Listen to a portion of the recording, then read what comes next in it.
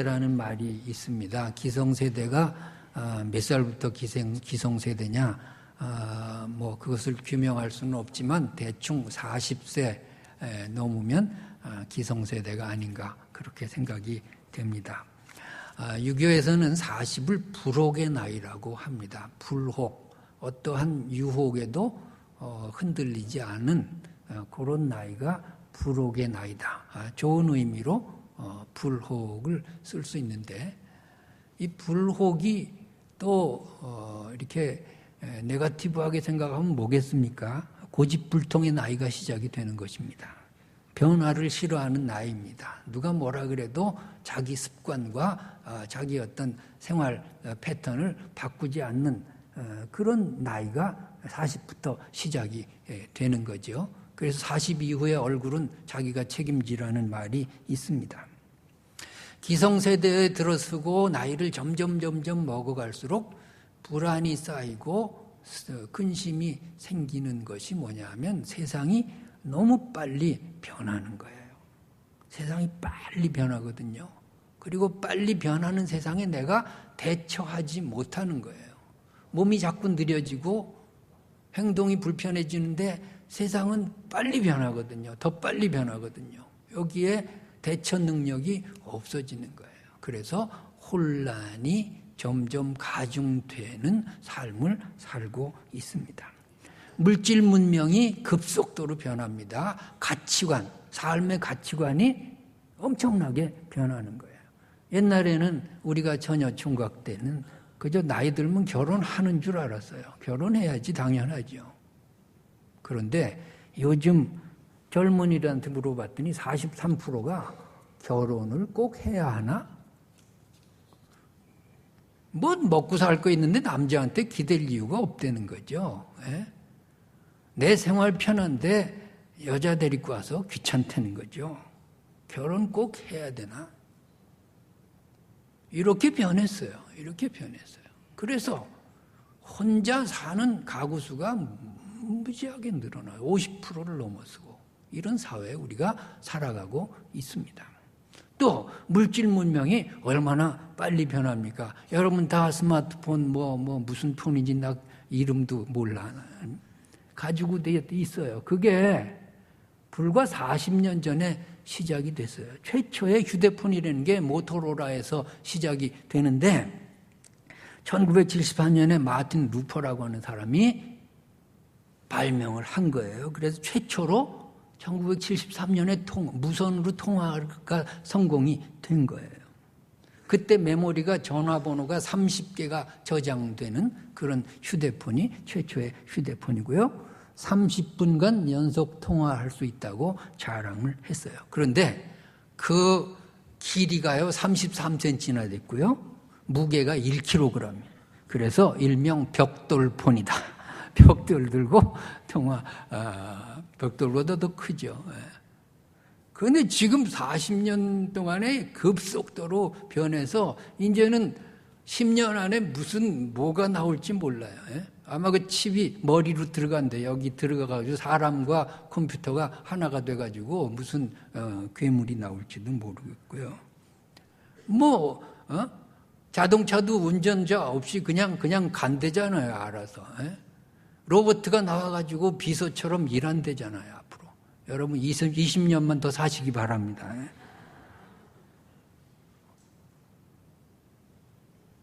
어떻게 대처해야 될지 모르는 거예요. 이것이 기성세대의 고민이에요. 지금도 컴퓨터 일을 못하는 목사님이 계신데 컴퓨터 배우셔야죠. 지금 배워서 뭐해? 손으로 쓰세요. 손으로도 할 거 다 하더라고요. 하기는. 할 거 다 해요.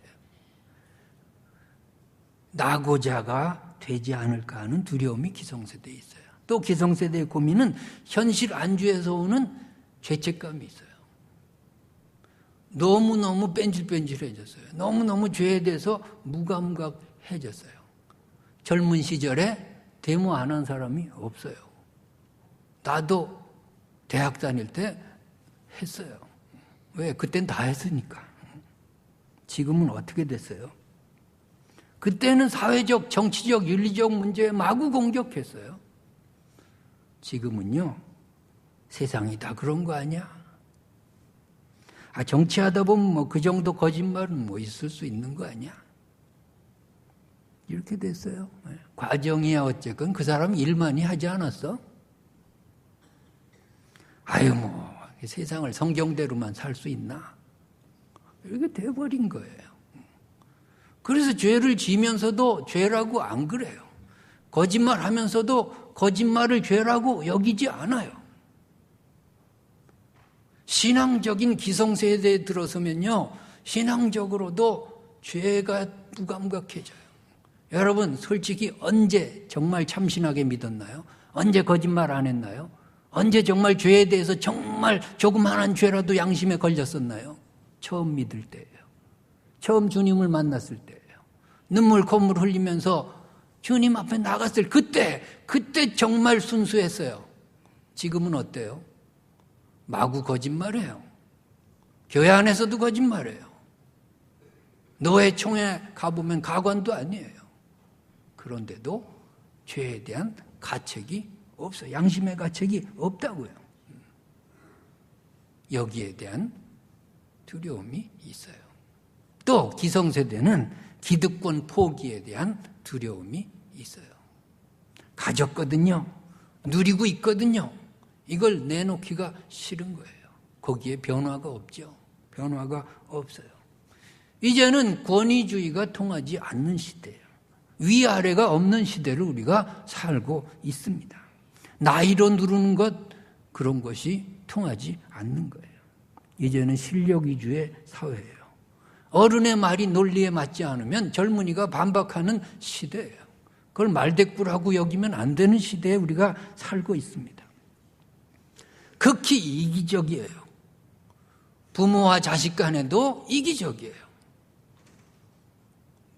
자기 먼저 챙기고 그 다음에 생각하는 거예요. 그래서 부모가 자식을 죽이고 자식이 부모를 죽이는 일이 신문에만 나는 그 사건을 얘기했습니까? 부지기수로 많지 않겠습니까? 세상에서 가르치는 윤리가 뭐겠습니까? 남에게 피해 주지 않고 나도 남에게 절대로 피해당하지 않고 그렇게 살라는 것 아니겠습니까?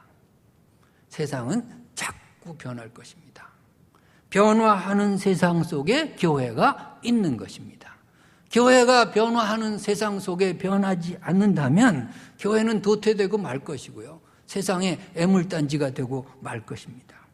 그 옛날 그대로 아무런 변화 없이 그냥 모이고 헌금 걷고 끼리끼리 편가르고 싸우고 자리다툼하고 거짓말하고 권위를 내세우고 위선을 부린다면 교회는 도태되고 말 거예요.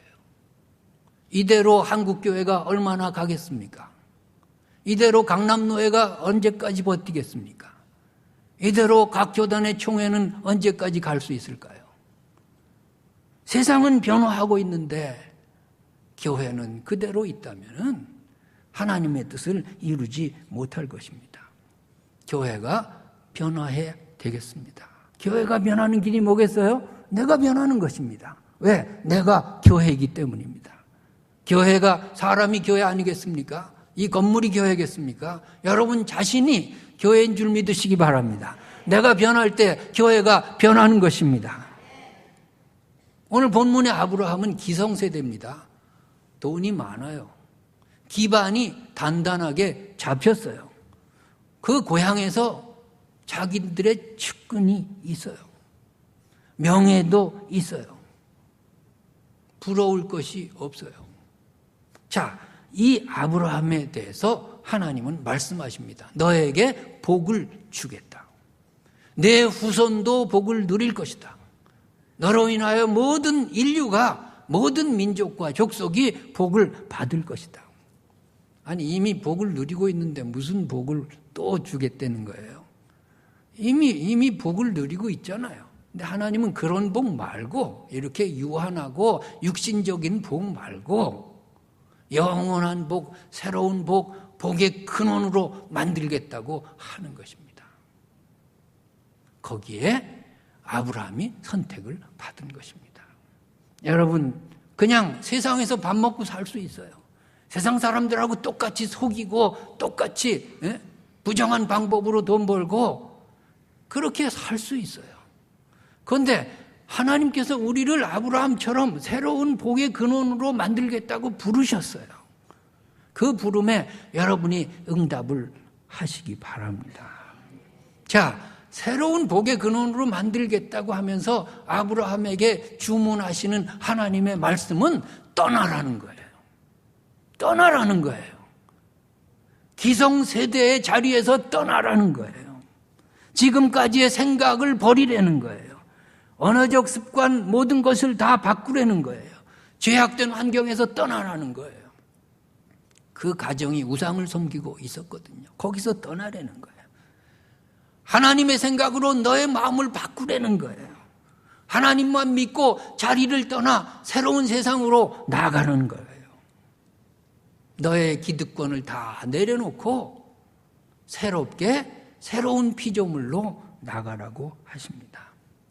아브라함은 그 명령을 받고 떠나는 것입니다. 여러분, 우리는 떠날 수 있을까요? 우리의 옛 습관 버릴 수 있겠습니까? 우리의 옛날 생각 그대로 교회 생활할 수는 없습니다. 기득권에 안주해서 여기는 내 자리, 여기는 내 권리 이렇게 해가지고서 하나님의 뜻을 이룰 수 없습니다. 이대로 죄에 대해서 무감각한 채 무엇을 이룰 수 있겠다고 하는 것입니까? 변화를 거부하면 아무것도 하나님의 뜻은 남는 것이 없습니다. 아브라함은 75세에 떠나라는 명령에 새로운 복의 근원을 기대하며 옛것을 버리고 기득권을 포기하고 기성세대의 자리를 박차고 신인으로 출발하는 것입니다. 이 귀한 신앙이 우리의 신앙이 되기를 바랍니다. 그 다음에 떠난 사람은 어떻게 해야 되겠습니까? 하나님의 약속의 말씀을 믿고 인내해야 되겠습니다. 2, 3절에 이 축복 보니까 너는 복의 근원이 될 것이다. 너로 큰 민족을 이루게 할 것이다. 내 이름이 창대하게 할 것이다. 땅의 모든 족속이 너로 인해 복을 받게 될 것이다. 자, 그런데 이 약속의 말씀은 당장 이루어지지 않아요. 그 이후에 떠난 아브라함에게 축복의 길이 아닌 고난의 길이 다가오고 있는 거예요. 역경이 있어요. 생명에 대한 위협이 있습니다. 전쟁이 있습니다. 가정 불화가 있습니다. 불임의 고통이 찾아옵니다. 하나님의 축복은 아직 너무 먼데 있는 것 같습니다. 아니, 아들을 낳아야 그 다음에 무슨 민족을 이룰 거 아닙니까? 그런데 하나님이 약속한 지 25년 만에 이삭 겨우 얻는 것입니다. 25년이나 기다려야 됩니다. 자, 그 사이에 아브라함은 그만 인내하지 못하고 실수를 합니다. 10년을 기다렸어요. 아들이 있을까 10년을 기다렸는데 없어요.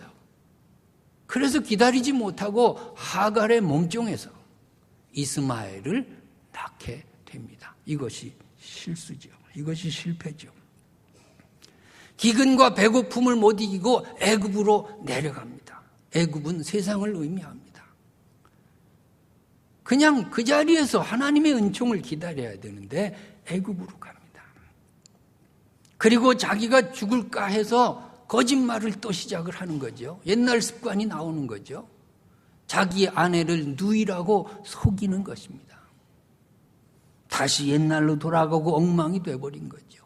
믿음이 온데간데 없어진 거죠. 떠나긴 떠났는데 인내하지 못하고 기다리지 못한 그런 역사가 성경에 쓰여 있습니다. 거기에 하나님이 개입하십니다. 인간의 실패의 역사와 관계없이 하나님은 자신의 역사를 이루어 가고 계시는 하나님인 줄 믿으시기 바랍니다.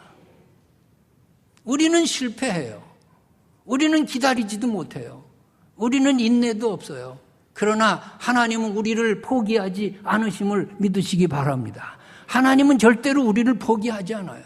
우리의 실수투성인 이대로 하나님은 사용하시는 줄 믿습니다. 아브라함을 포기하지 않는 거예요. 아브라함의 실수 그대로 하나님의 역사는 계속되고 있는 것입니다. 아브라함은 조급했어요. 아브라함 기다리지 못했어요. 하나님이 축복이 와야 되는데 왜 더디 오나? 여기서 우리가 깨달아야 될 것이 있어요. 하나님의 시간표와 내 시간표는 다르다고 하는 거예요. 하나님이 나를 위한 시간표가 내가 생각하는 것과 다르다고 하는 것을 믿어야 되겠습니다. 나를 향한 하나님의 뜻과 계획과 경륜은 반드시 이루어지지만 내가 원하는 시간에 오는 것이 아니라고 하는 것입니다. 그러므로 인내하는 것이 믿음인 것입니다. 하나님의 시간표에 나를 맞추어 사는 것이 신앙생활인 줄 믿습니다. 내 뜻대로 안 되는 것 같지만 하나님은 지금도 내 인생을 만들어 가고 계심을 믿으시기 바랍니다. 내 원하는 대로 지금 안 되지만 하나님이 우리의 가정을 위한 뜻을 계속 실행하고 계심을 믿으시기 바랍니다. 내 자식이 내 마음대로 안 되는 것 같지만 그러나 그 자식을 향한 하나님의 계획과 경륜은 계속해서 진행 중에 있음을 믿으시기 바랍니다. 나는 다 틀렸다고 생각하는데 하나님은 이제 시작이라고 말씀하십니다. 모세, 민족을 구원하고 싶었어요.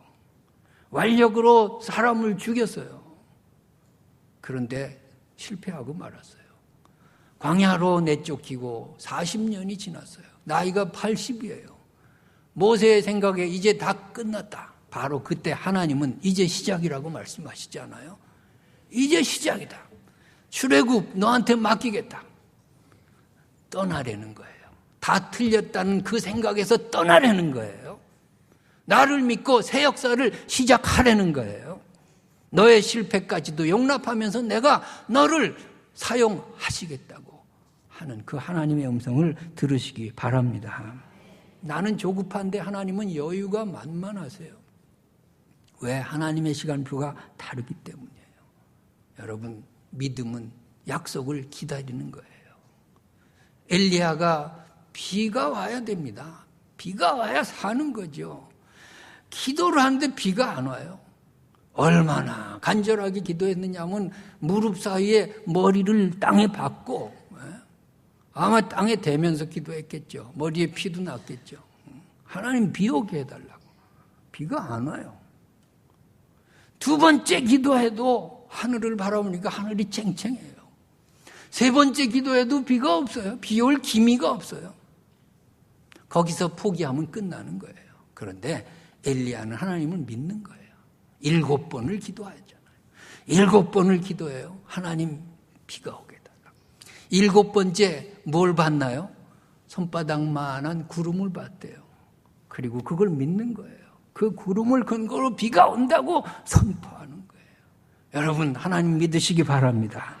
하나님은요, 우리를 향해서 포기하는 법이 없어요.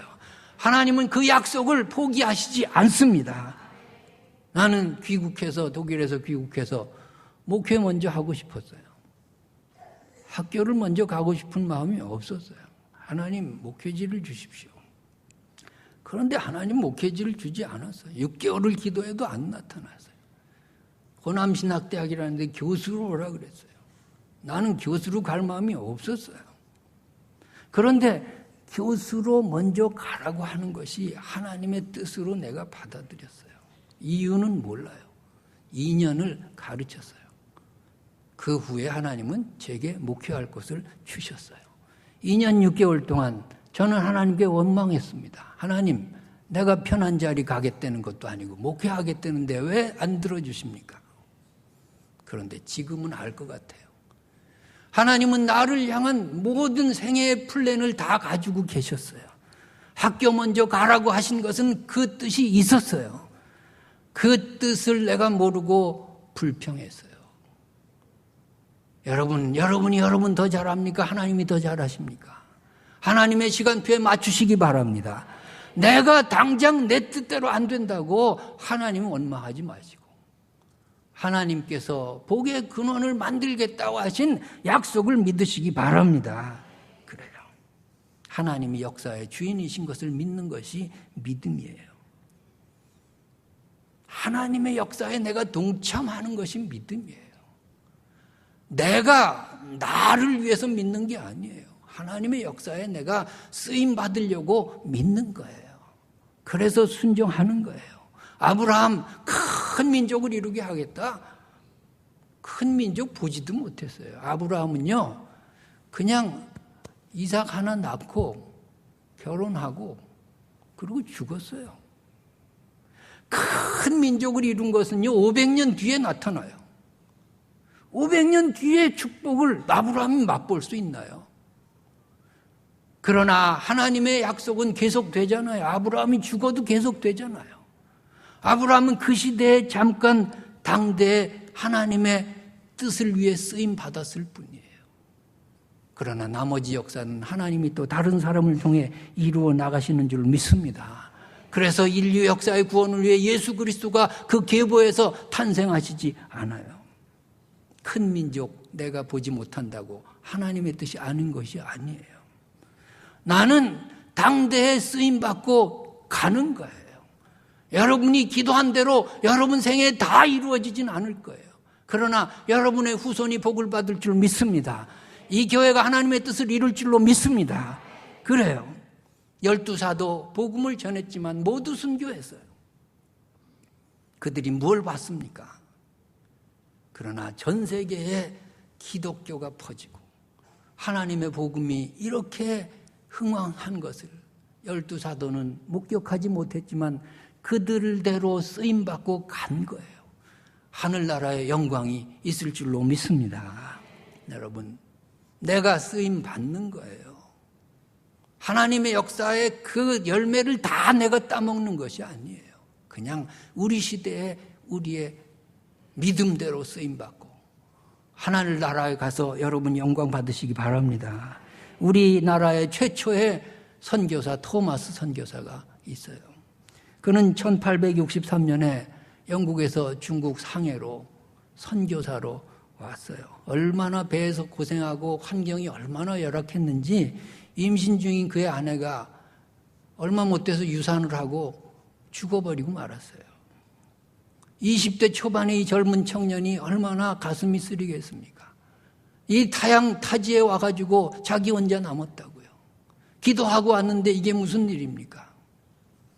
2년 뒤에 그는 1866년 평양 대동강변에 조선을 선교하러 와요. 제너럴 셔먼호를 타고 왔는데 그때 쇄국 정책을 하지 않았습니까?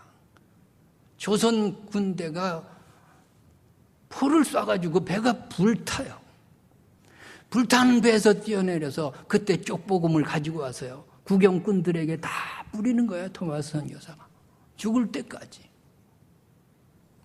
나중에 거기서 목이 잘려서 참수당해. 박춘권이라는 사람에게 참수를 당하는데 순교하기 바로 전에 12살 먹은 최치량이라는 어린애에게 쪽복음 3개를 줘요. 이 최치량이 어린애가 겁이 나거든요. 이 불온 문서 그냥 굳었다간 또 자기가 혼나거든요. 그래서 이것을 박영식이라고 하는 그 포졸에게 줘요. 박영식이가 이걸 가지고 자기 방 하나를 전체를 도배를 해요. 성경을 찢어가지고 다 도배를 했어요. 훗날 최치량이 커가지고 이 박영식의 집에 여관처럼 그 집에 머무는데 그 방에 성경으로 도배한 그 방에 머물게 됐어요. 그리고 나중에 마페 선교사가 중국에서 조선을 선교하러 왔는데 이 박영식의 집에 또 머물게 됐어요. 거기서 최치량이가 예수 믿게 돼요. 그리고 박영식이도 예수 믿게 돼요. 그곳이 그 방이 성경을 찢어 도배한 방이 교회당이 됐어요. 이것이 최초의 평양의 교회 널다리꼴 교회예요. 그 널다리꼴 교회가 점점 부흥하는데 토마스 선교사 목을 내려친 박춘권이가 아침에 새벽마다 종소리가 울리는데 괴로워서 견딜 수가 없어요. 마페 선교사 찾아가서 예수 믿었어요. 그리고 영수가 돼서 그도 복음을 전하게 됐어요. 널다리꼴 교회가 부흥해서 1907년에 평양 대부흥 운동을 일으킨 장대현 교회가 바로 널다리꼴 교회 그 부흥에서 된 교회예요. 토마스 선교사는 아무 열매도 못 보고 죽었어요. 그러나 그의 순교 하나의 열매가 오늘 우리가 예수 믿게 된 근원이 된 줄로 믿습니다. 하나님의 역사는 계속되는 거고 나는 쓰임 받는 거예요. 영광은 하늘나라에 쌓이는 줄 믿습니다. 저희 부모님들은 다 이북에서 월남하셨어요. 저희 할아버지가 큰 부자였어요. 행랑 사람들이 200명이었더니 큰 부자죠. 공산당 들어오니까 예수 믿는다고 박해하고 부자라고 박해하고 그래서 47년에 못 살고 내려왔어요. 내려오는데 저희 큰 외삼촌이 목사였습니다. 큰 교회 목회를 하고 있는데 같이 내려오자고 하는데 나는 못 내려간다. 교인들 놔두고 교회 놔두고 나 혼자 내려갈 수 없다. 내려가려면 너희들이나 내려가라. 그래서 안 내려오셨어요. 순교하셨겠죠. 그러고 끝났어요. 우리 누님들이 항상 아쉬워하세요. 내려온 목사님들은 큰 교회 목회하고 유명하게 됐는데 우리 삼촌은 거기서 죽고 누가 알아주냐. 그래서 제가 그랬습니다. 하늘나라의 복은 다를 거라고. 저는 곰곰이 생각해 봅니다. 왜 내가 이렇게 축복을 받고 사나? 하나님이 왜 내게 복을 주시나? 내가 잘난 것이 없고 하나님 앞에 잘한 것이 없어요. 내가 다른 사람보다 특별히 충성한 것도 없어요. 그런데 하나님은 왜 내 삶을 통해서 계속 복을 주시나 봤더니요. 그 순교자의 핏값으로 저는 이해합니다. 그 순교자의 핏값을 보상하시느라고 하나님은 내게 복을 주신 줄로 믿습니다. 여러분, 하나님은 공짜가 없어요. 내가 충성하면 내 후손이 복받을 줄로 믿습니다. 내가 주님 앞에 정직하게 하나님의 뜻을 이루면 우리 교회가 복받을 줄로 믿습니다. 교회를 향한 수고와 헌신, 겸손 이 모든 것들이 다 하나님 앞에는 상급이 돼서 반드시 하나님은 복을 주실 줄로 믿습니다. 우리는 하나님의 역사에 내 시대에 쓰임 받을 뿐이에요. 그것으로 감사하고 그것으로 충성하시기 바랍니다. 여러분의 하나님을 향한 사랑과 수고와 헌신을 통해 여러분 후손들이 복받으시기를 바랍니다. 이 교회가 축복을 누릴 수 있기를 바랍니다. 기도하시겠습니다. 눈 감고 생각해 봅시다. 우리는 신앙의 기성세대